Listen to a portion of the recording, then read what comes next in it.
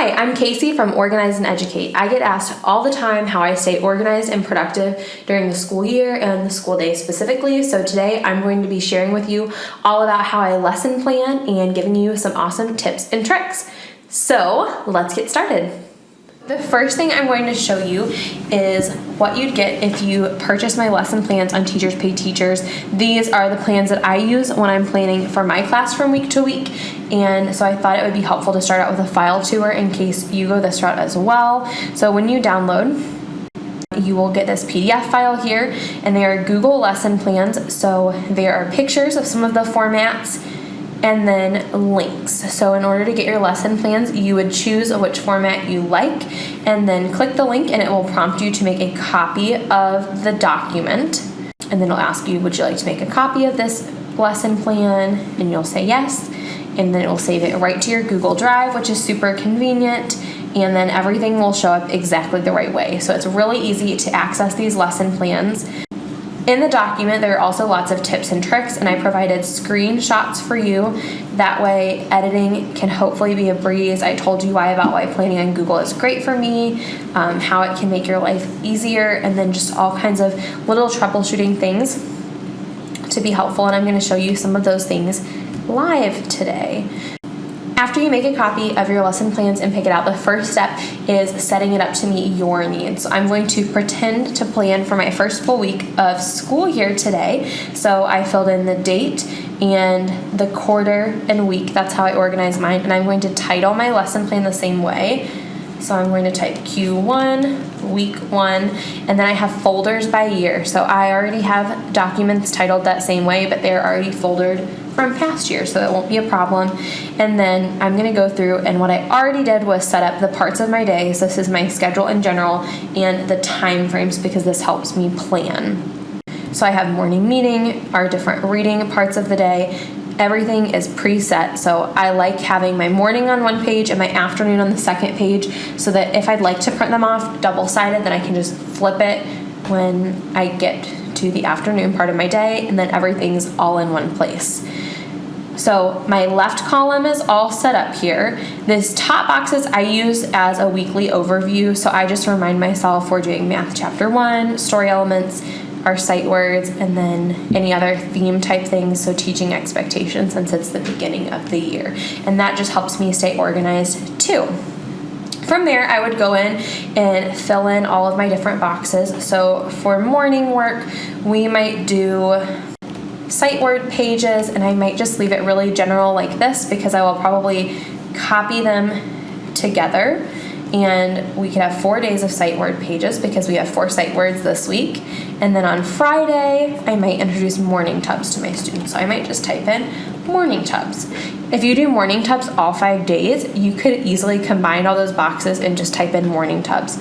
Or maybe you don't even need morning work on your lesson plans. It depends on what expectations are in your school and district. So I copy and paste things as I go, and morning meeting I might write if I have a certain question of the day, and then same with shared reading.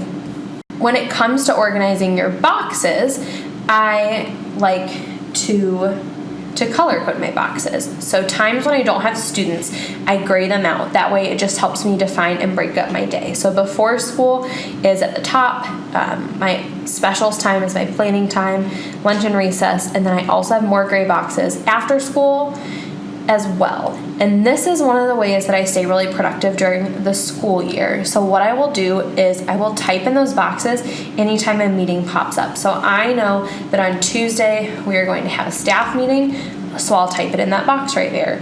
And then I know I have meetings during my planning times a few days a week.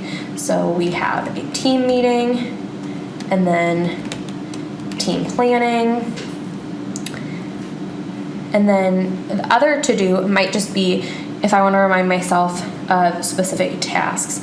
Like if I want to copy reading books for next week, it would help if I could type the word books, wouldn't it? Copy reading books for next week. Or if I have an appointment somewhere, 3 p.m., or maybe you have plans.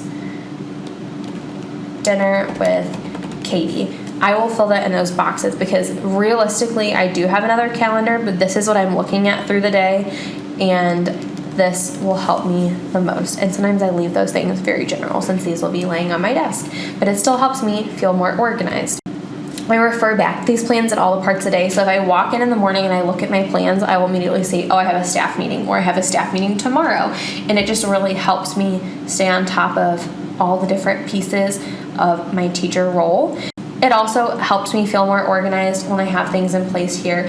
I know if I'm meeting as a team and planning, then I might make myself a note for Thursday that says make copies. And it sounds simple, but if you're anything like me, you might get distracted talking to people sometimes during planning time, or you see 5 other things in your classroom that you could be working on. So just really utilizing those boxes helps me feel more organized, and it really kind of holds me accountable, which has been really great. So I use those to stay productive. They're color-coded because they're gray. If you'd like to change the color, it's really simple. You can click and drag across the boxes, and then at the top of the screen, there's a paint bucket. This is the fill, and you can quickly change the colors out. So if you wanted to make your different subject areas different colors, you could do that. You could change the shades that I already have set up. It's very flexible and easy to use. You can also resize your columns if needed. If they get too wide, you can right click and then tell it to distribute columns, and it makes them all equal size. It fixes it back up for you. So that's really handy. It also helps judge your columns based on the width of the text. Now, I think my biggest planning tip and why I love Google so much is that it's so easy to copy plans from week to week. This is my secret. I know for me, something as simple as writing or math, a lot of those pieces stay very similar from one lesson planning week to another. So after I've planned them once, I don't keep planning them. So writing, for example, I might introduce new text, and then model writing on Monday. Maybe Tuesday is students plan writing. Wednesday is rough draft. Thursday is editing, and then Friday we usually share as a group. This is very general, but it's the gist of how our schedule looks for writing. Same thing with math. We start off with calendar, and then we do whole group, and for whole group I might put the page numbers from the book or maybe the lesson we are, so we might be doing lesson 1.1, and then for small group we might be doing workbook 1 through 2. And then what's so great about this is I can copy and paste into every single day because we're still on lesson 1 today. And then the next day, maybe we move on to lesson 2. But then after you have this preset up, you can just easily change it out for whatever your next week looks like. So I'm just trying to get this set up real quick.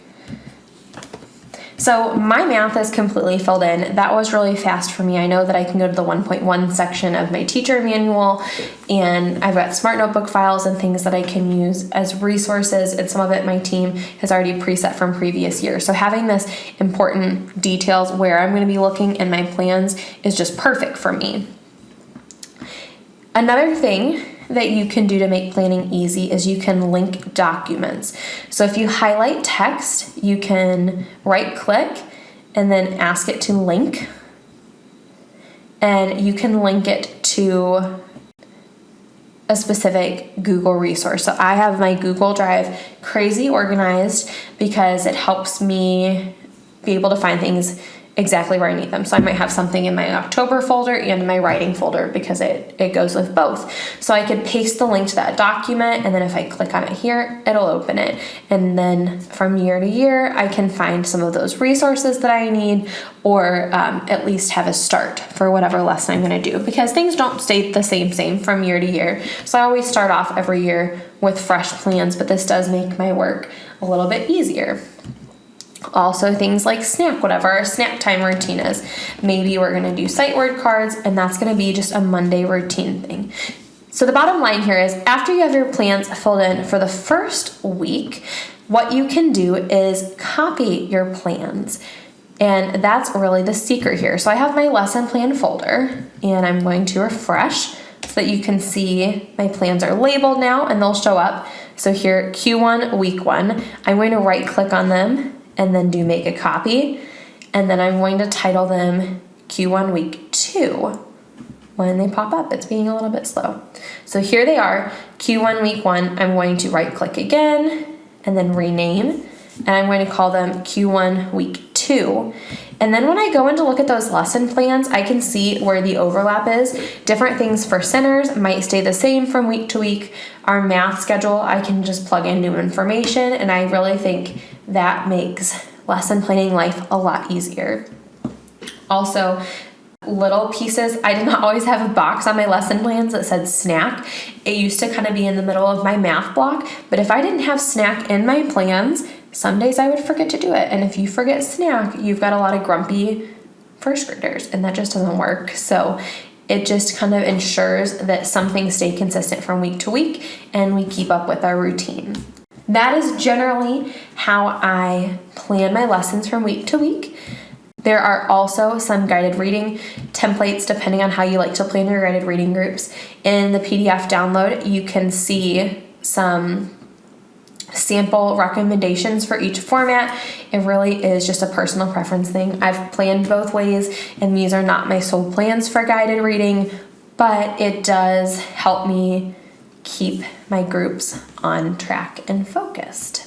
One last tip that I have for you today is if you are going from week to week and you need to delete a bunch of text at once, you could of course highlight and select, but after you do that, it changes the font. So I was using Century Gothic and now my font is Arial. So just a little kind of quirky thing to be aware of, but after I delete, I kind of highlight everything again and tell it to be back to Century Gothic. That way I know that I've got all my bases covered, even if I didn't delete a box or think that it had a reason to change fonts.